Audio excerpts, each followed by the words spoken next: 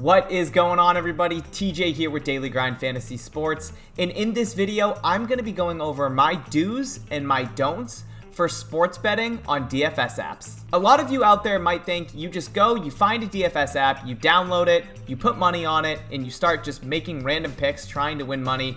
But guys, there is so much more that goes into it in order to be a profitable sports bettor by playing on these apps. Show me the money! This video will contain some very high-level, broad information to try to help you guys navigate your way through various DFS apps and the best process that you can use to make the most money. And if this is your first time stumbling upon our channel, welcome. If you guys could please hit that like button, smash that subscribe button, and turn on that notification bell so when we do go live or post content, you guys see it first. But now, you guys, let's go ahead and jump in to those do's and those don'ts. Let's get ready to rumble! Let's go ahead and start with some of the do's. Number one is going to be play on multiple DFS apps. If you guys have the ability to play on more than one DFS app, so if you're just stuck on playing on PrizePicks or on Underdog or on Parlay Play, but it is legal in your state to play on multiple DFS apps, you guys should be taking advantage of that and playing on as many apps as you possibly can. A few reasons for this. Number one, all of these different DFS apps have different promos that you guys can take advantage of throughout the day and throughout the week. What they try to do is entice new and existing users to continue to bet on their app. Another main reason you should be playing on multiple DFS apps is so you have the ability to line shop. Let's go ahead and take this Sophie Cunningham over 18.5 points, rebounds, and assists on PrizePicks for an example. So here on PrizePicks, we have the ability to lock in Sophie Cunningham's over-under for PRA at 18.5. Whereas on a couple other DFS apps like Underdog and Parlay Play, they both have this listed at 19.5.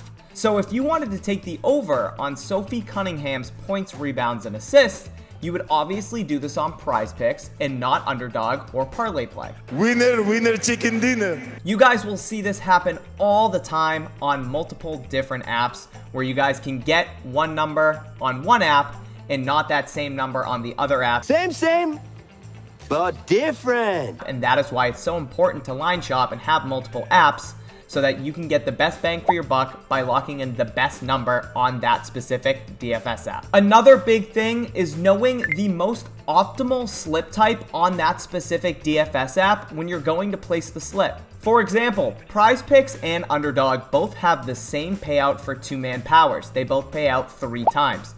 But when it comes to 3-leg uninsured slips, PrizePicks pays out at 5 times, whereas Underdog pays out 6 times. So obviously, if you're entering a 3-man power or a 3-man uninsured slip, you're going to want to do that on Underdog and not on PrizePicks. Another very important do is going to be manage your bankroll properly. There's a few different things I mean by this. Number one is going to be you should only be putting down 1% of your bankroll on each slip that you enter across all of the DFS apps that you're currently playing on. So for instance, if you have $500 spread out multiple DFS apps, you should be playing $5 on each slip that you're entering throughout each app. Number two is going to be do not force slips. Don't do it. There will be times when, it's Sunday afternoon and it's week 16 of the NFL season.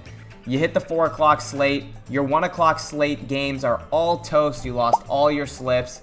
You're trying to find value. You're trying to make your money back. Don't do it if the value isn't there. It really is as simple as that. Live to fight another day. Do not force any types of plays. That's how you're going to get in trouble, and that's how you're going to diminish your bankroll. Another big do, and probably the most important one in my eyes, is going to be positive expected value or plus EV betting. Guys, trust the sportsbook market. It really, really is that easy. Trust them.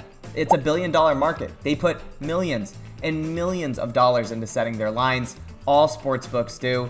So why would you sit there and try and research specific plays when you can let the market kind of dictate where you should be putting your money if you do have an edge by comparing sportsbook lines directly back to a DFS app that you're playing on. Another big component of plus EV betting is going to be volume. A lot of people assume that because you're comparing sportsbook lines directly back to PrizePicks or Underdog or various DFS apps, whatever one you're playing on, that you're supposed to hit on those plays every single time. But guys, that isn't the case. Variance does exist. So make sure you are playing as much volume as you possibly can if you are a plus EV bettor. If you do see various amounts of value that you haven't played, I highly suggest getting those into a slip, the optimal slip type on that DFS app that you're playing, and continue to do that over time, and you will be a profitable sports bettor. All right, you guys, now that we've covered some of the do's, let's go ahead and jump into some of the don'ts. Number one, I really shouldn't even have to say this, but it needs to be addressed. Do not tail random cappers on social media. You guys probably come across this every single day. It started in Vegas. There's so many scam artists. There's so many pick of the day guys. But now you see it even more on social media like Twitter, TikTok, Instagram, etc., where people are trying to sell you picks and they're trying to sell you on their POTDs or their pick of the days that hit at 92%. Guys, it's all bullshit. Do not fall for their scams. Don't fall for their BS. Don't fall for their 2-pick power optimal slips or their 3-pick flexes that they're throwing you on PrizePicks. Don't do it. They're full of shit. Well, he's fairly intelligent. He's full of shit. They're not actually making money. I promise you that. So please, guys, if you are tailing somebody like this on a social media account, do not do it. Please stop. What I tell you guys, man, 200,000 made on the Jake Paul over 7.5 rounds, man. That guy's an asshole. He doesn't make money playing on PrizePicks. He just doesn't. He makes money off of you guys coming to him and paying him for his picks. It's all a sham. He is not a profitable sports bettor over on PrizePicks. I guarantee you that. If you guys want to invest your money the right way, if you're looking to try and gain an edge by tailing people or using tools, that's what I would do. I would invest your money in a specific tool potentially, or maybe a specific capper that actually has the results to back up their plays every single day so you guys can see how well they're actually doing. But please do not tail people like this. Don't do it. Another big don't, which kind of ties into the bankroll management of dues, but do not play with money that you're uncomfortable losing. Look, at the end of the day, variance is going to exist. You're going to go through ups and downs. So if you're trying to make this into a full-time gig, I would never recommend sports betting as a full-time position or job. But having the funds to back yourself up is going to be huge. You can't just expect to take your paycheck, put it all on a DFS app, double, triple, quadruple that profit, and then withdraw it. It's not a feasible thing. So if you don't have the money to actually play on these DFS apps, I would highly suggest not doing so until you have enough money where you're comfortable. If that money does disappear and you lose it, you're okay with it. Another very big don't for me, and I feel like this goes for a lot of people, are don't force slips, but in terms of playing bumps. So you guys will see people on Twitter that will post different slips that all of a sudden 30 seconds later after that slip is posted, you'll see one of those plays gets bumped or you'll see one of those plays gets removed. And I see it constantly on Twitter. People will at that specific person and say, hey, would you still play this at 5? You know, if that person posted a picture on PrizePicks of a play at 4.5 and they take the over, and then a minute later, that line gets bumped from 4.5, or that player prop gets bumped from 4.5 up to 5.